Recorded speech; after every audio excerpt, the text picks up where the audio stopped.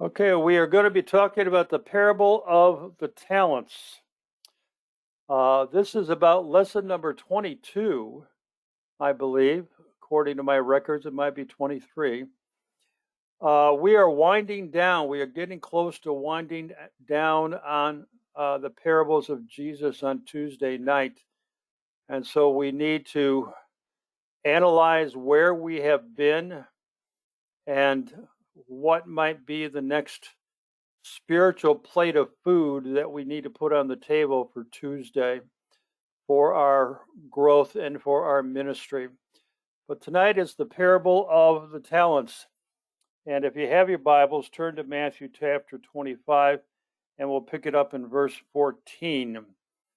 And in the last one or two chapters here of Matthew 24 and 25, Jesus is talking about some of the end time events.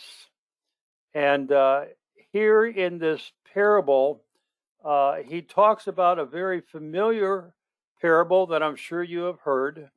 It's about the owner who entrusted his possessions to three people. And that's all we know from the parable in the sense of instructions. He did not say, I want you to go invest in the stock market. I want you to go buy real estate. I want you to go, expand my property and buy the neighbor's farm. He just designated his possessions. He distributed his possessions to these three people. And at the end of his journey, he went on a long journey. When he came back, he called them into accountability and wanted to know how things went while he was gone. And you know the story that the first and second slave doubled the talents that were given to them, and he had a very high commendation for them. The third slave did not.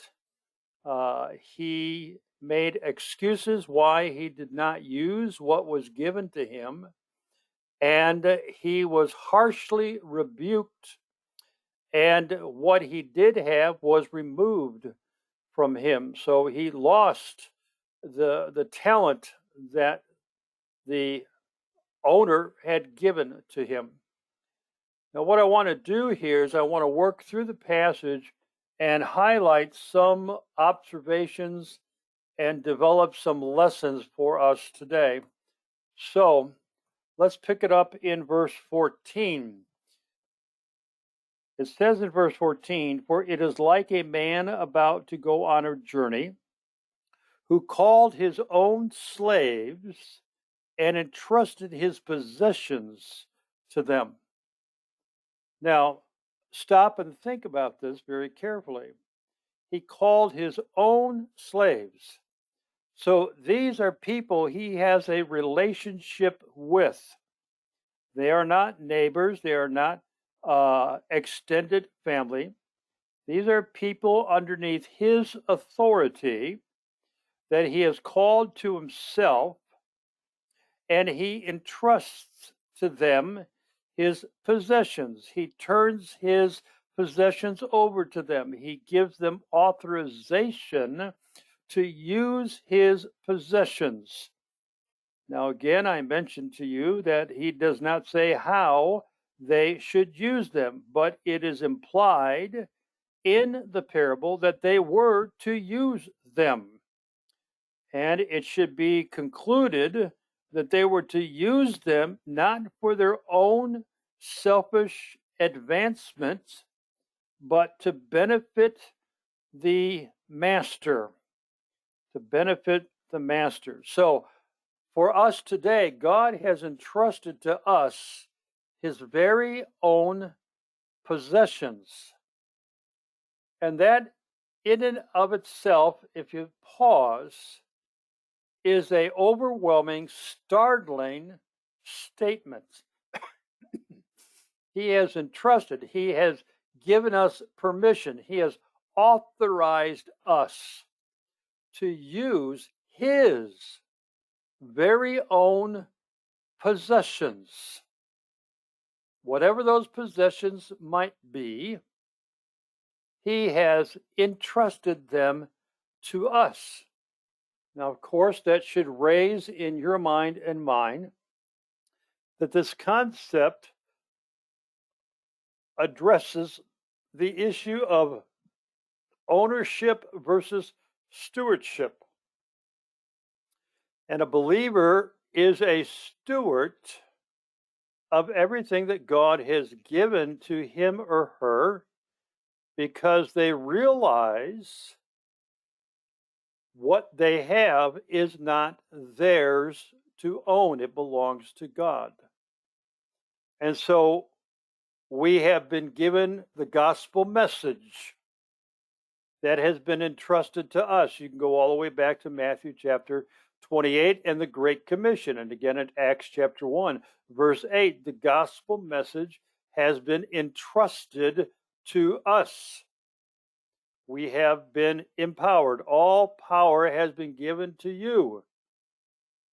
So one of the possessions that we received upon our salvation is the gospel message. Now, the gospel message is not ours. It is God's. And he has given it to us because he has called us the light of the world and the salt of the earth. There is a purpose and function for this possession called the gospel. It's not for us because we have believed the gospel. We have embraced the gospel, and hopefully we are living by the gospel. The gospel is for other people who are alienated from the promises of God, both Jew and Gentile. And this possession is to be used for the glory of God, magnifying his Son, because he has given us his very own possession. We think of life as the possession that God has given to us, no matter the quality of life. No matter the quality of life. Our life is a gift from God. He has given that to us. He is the author of life. He is the author of death. No one can die without the sovereign permission of God. All the resources that you can look at, your home, your vehicle, your job, whatever it might be, those are not ours. God has entrusted them to us. And as we develop the parable, they are to be used to benefit the master. If we are a recipient of the blessing of that, that's fine, but the goal is not the purpose to make that possession a blessing to us, but to others that God brings across our pathway, or that we deliberately reach out to. I think we need to qualify that sometimes. That I'm praying that God will bring people across my pathway. Well, my goodness, what prevents you from crossing other people's pathway? What prevents you to be the initiator? And then second of all, God has entrusted to us his very own possessions based on his knowledge of our ability. Notice in verse 15, to one, he gave 5 talents, to another 2, to another 1. Each according to his own ability. And then he went on his journey. So the master has an intimate knowledge of who he is entrusting his possessions to. He has an intimate knowledge of their ability. Even the one slave, he understood his potential and ability if that one slave would have acted upon it.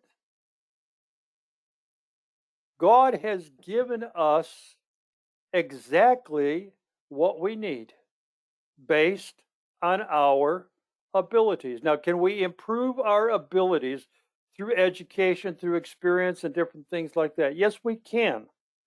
That does not guarantee that God is going to entrust us with more. At this point, God has given to us, to you, to me, according to our abilities. He knows exactly what we can do with his possessions for his glory.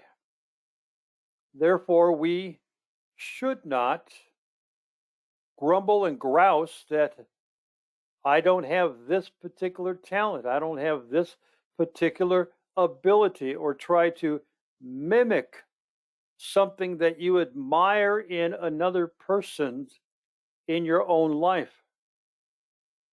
I can remember starting out at my first church, and I was enamored with Chuck Swindoll, and he had a particular idiosyncrasy. So does Charles Stanley. But Chuck Swindoll had a particular idiosyncrasy.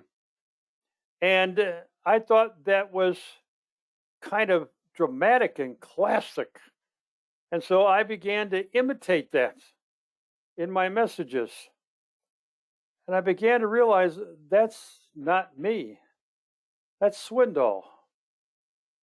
That's how God has wired him. God has not wired me with that idiosyncrasy. Rick, be Rick. And he has given you exactly what you need. No more, no less. And with what he has given to you, use it because he knows your ability.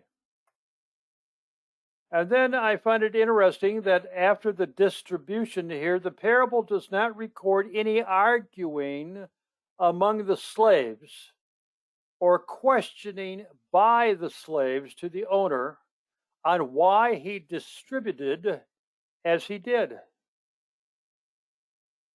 The slave with the 2 talents did not start an argument with the one with the 5. And the one with the 2 did not go to the master saying, why did you give him 5 and only gave me 2? There was no elder brother, younger brother discord here. They accepted what the owner gave to them. And then upon receiving their entrustment or talent, 2 out of the 3 immediately went about putting the principle to work. Now, pick it up in verse 16, and what's the very first word that you see? Immediately. Immediately. So the distribution has taken place. They say bon voyage to the owner, and immediately the one who had received the 5 talents went and traded with them and gained 5 more. In the same manner, the one who had received the 2 talents gained 2 more. Now, I want us to understand something. What God has entrusted to us took place at the moment of your salvation and a moment of my salvation. According to Peter, we have everything pertaining to life and godliness. Ephesians 1 says that we have every spiritual blessing in the heavenlies. Therefore, we are not lacking. Now, maturity will help us recognize what God has given to us. However, I hold to the premise that when you and I got saved, there was a introductory package, if you please, of talents that God gave to us because of the work of Jesus Christ. And the question is, do we reflect immediately going to work with what God has given to us? It could be likened to someone being out of work because of the pandemic, and for many, many months they have been searching. They have been diligent, and then they land a job. They get Indeed message saying, you got a job, come to work Monday at Cargill, 7 o'clock orientation. And so they get up early in the morning. They wanted to make sure that they are fresh. They have their breakfast. Car's got gas in it. They check the oil. The tires are fine. They GPS to Cargill. They know how to get there. They understand which entrance to come into. What am I saying here? They immediately are prepared to go to work.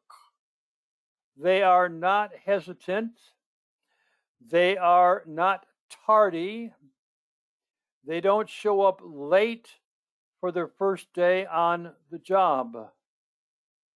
And many Christians still have not gotten into the spiritual workforce that God has called them to. These two men immediately went about using the master's possessions to increase his possessions to please the master. The third slave, upon receiving his talents, went away, dug a hole, hid the talent. Verse 16. But he who received the 1 talent went away, dug a hole in the ground, and hid his master's money. I want you to stop and think about this for a moment. I'm sure there was time, effort that was put in by the one with the 5 talents and the one with the 2 talents in getting the best trade, getting the best return for the investment. It wasn't haphazard. They didn't have the NASDAQ back then. But I would propose to you that this third slave with the 1 talent expended more energy trying to preserve the 1 talent than working hard with his ability to multiply it. Look at it in verse 18. He went away. So he had to go find a place where, I think, first of all, he would not be seen digging a hole in the ground. Oftentimes, that's how people hid their money. And so I'm sure he went on a walk, maybe over several days, to find a secluded spot, not in view of anybody's barn or house, not in the middle of a pasture with livestock, trying to find something identifiable like a mammoth rock. But it took time for him to find a location. Then it took time for him to dig the hole. Now, it's only 1 talent, about the size of a quarter. How big of a hole do you need to dig? But just the concept of having to dig the hole and then hiding the talent. Did he wrap the talent up in a cloth? Did he put it in some type of container? And then covering it up and trying to make it look like the ground was not disturbed. I believe that took more effort than if he had gone, as the master suggested in his chastisement of him, to the temple treasury and made a deposit. The master would have been satisfied with that, probably disappointed because there was no effort in that. As we learned in the previous parables, there's a day of accountability for what God has given to us. Verse 19. Now, after a long time, the master of those slaves came and settled accounts with them. We have a day of reckoning. 1 Corinthians 5, 2 Corinthians 3. There's a day of reckoning called the Bema seat of Jesus Christ, not the great white throne. The great white throne is reserved for the unbeliever at the end times. The Bema seat is for the believers, where all of our works will be judged, whether gold, silver, precious stone, or wood, hay, and stubble. And so the master comes back, and it's time to settle up. Verse 20. The one who had received the 5 talents came up and brought 5 talents more, saying, Master, you entrusted 5 talents to me. See, I have gained 5 more talents. He doubled the principal. And his master said to him, Well done, good and faithful servant. Well done. I acknowledge your efforts. I recognize your hard work. Excellent, faithful servant. You know my heart. You know what I expected, and you went out and you did it. You were faithful with a few things. I will put you in charge of many things. Enter into the joy of your master. Verse 22, also the one who had received the 2 talents came up and said, Master, you entrusted 2 talents to me. See, I have gained 2 more talents. I also doubled the principal that you gave to me. And the master gave him the same commendation. Well done, good and faithful slave. You were faithful with a few things. I will put you in charge of many things. Enter into the joy of your master.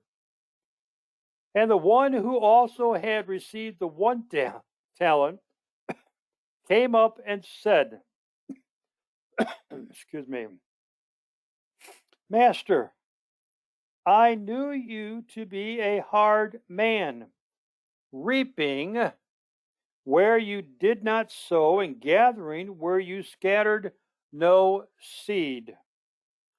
And I was afraid, and I went away and hid your talent in the ground. See, you have what is yours. As I take a look at this portrait here, I think the first 2 slaves, their shoulders are back, their head is held up high, and they take joy in what they've been able to accomplish. The 3rd slave,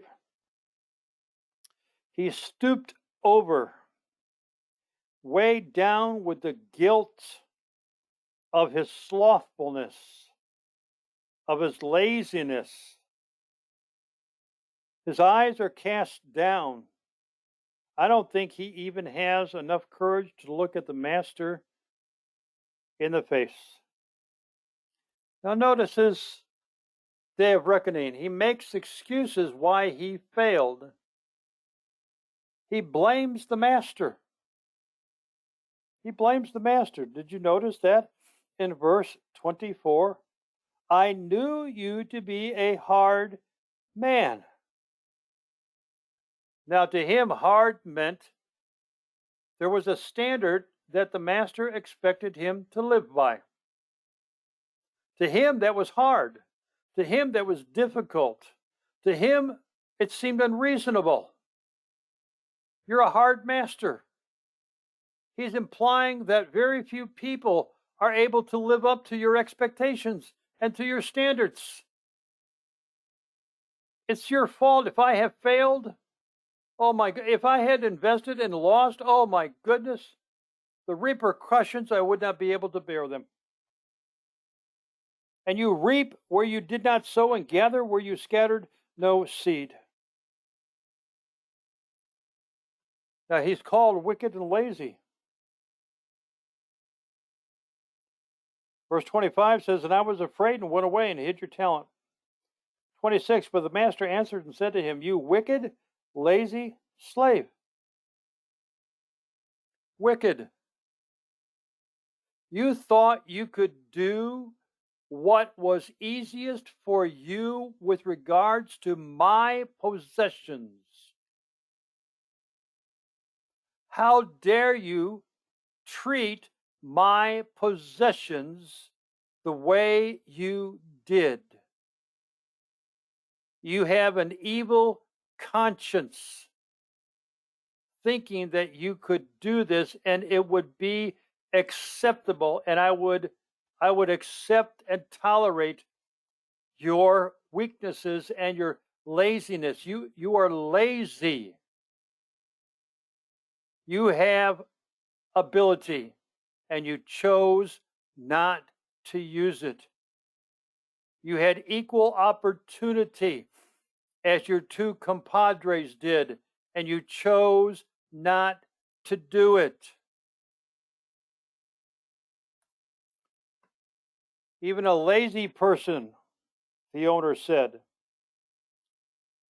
Verse 27, then you ought to have put my money in the bank, and on my arrival I would have received my money back with interest.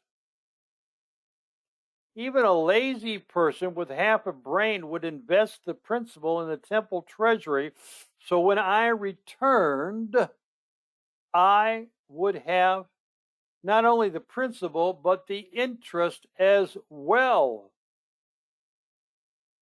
And that's an important understanding for us Christians today. But he was lazy. He was wicked. He was self-centered. He made excuses. I'm not saying that he should have been a risk taker. I don't believe the first two slaves were risk takers. In their own way, I believe they were wise because they received a greater portion of talents, because the master recognized their ability and gave them an opportunity to exercise their ability in a greater way.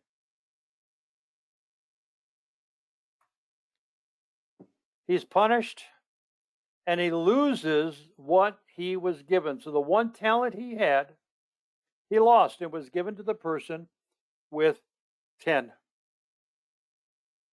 And how many times in my career as a pastor and a counselor have I witnessed people who have wasted the talents that God has given to them and lose the talents, if you please. They get so far removed that they don't even know what God has given to them, let alone try to rediscover it and use it. It's not impossible. It starts with repentance and regeneration, though. Everything God has given to each of us, everything, is meant to invest, and on the day of our accountability, to bring forth both principal and interest.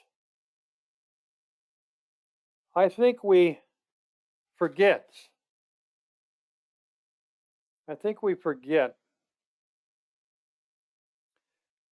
That world evangelization, the establishment of the church through the proper preaching of the gospel and the discipleship of men and women,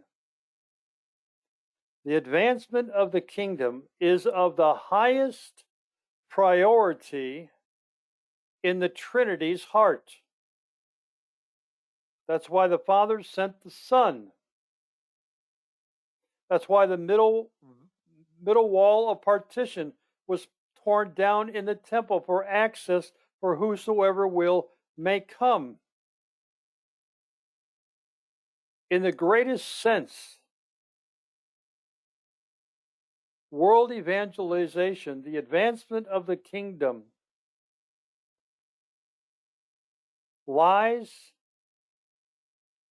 within you and within me.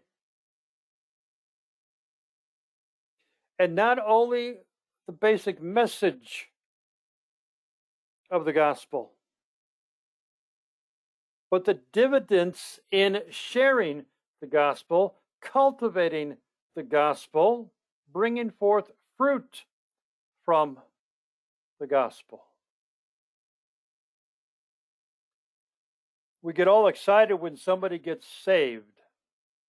And indeed, the angels in heaven get excited. But let's not forget the parable of the sower and the seed. The second seed and the third seed was an emotional and a rational response and rejection. There was no fruit that was there. And we don't want to forget the parable of the vine grower who wanted to chop down the tree, and one of the hired hands said, "Give me another year to cultivate it. I'll dig around it and I'll put in fertilizer and I'll cultivate it. And if it doesn't bring forth fruit next year, then cut it down." Salvation is the starting point for reproduction. Salvation is the starting point for reproduction. What I mean by that, guys, is that when you have been given the privilege of sharing the gospel with somebody and popping the question, does this make sense to you? Would you like to make the most important decision in your life right now? And once that person does that, now, beloved, you are in a brand new relationship with that person of teacher to pupil. And the responsibility to help that person grow and reproduce. You see, that's the interest on the gospel that God has given to you and that God has given to us. Well, Rick, what if they don't want to be discipled? Then you need to question their salvation. Genuine salvation is going to create such a deep thirst and longing because the gospel message has produced hope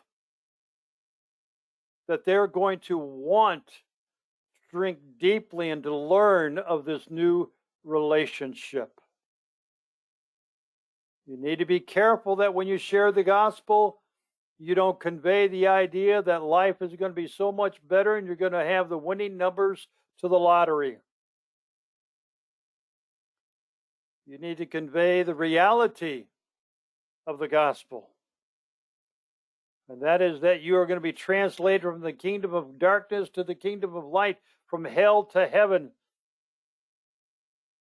And all that you're going through right now, God has promised that He will see you through. And just as you trust Him for your eternal destination, I want to help you trust Him for your temporary challenges in your life. Principle and interest. Principle and interest.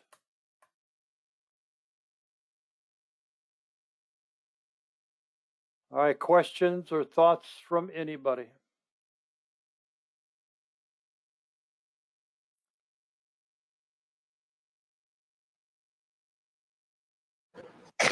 I just had a thought, or not even a thought. I just wanted to say it's good to be back online doing our classes.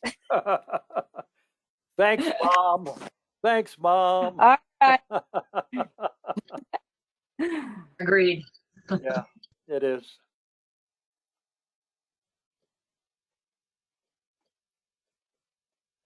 Well, Thursday we are going to be back in with the prophets, Micah. Sunday night, John 17. Sunday morning, we're going to wrap up Hebrews chapter 9. We have the special awards taking place Sunday morning. Those of you who have been contacted, please be there. I think everybody should be there except for Linda. And the trio will be singing. They will be leading us in worship. It's going to be a good day, Sunday, because we will be together in the Lord's house. If you have any thoughts about where you want to go on Tuesday nights after the parables, please send me an email or a text and let me know what your druthers are. Well,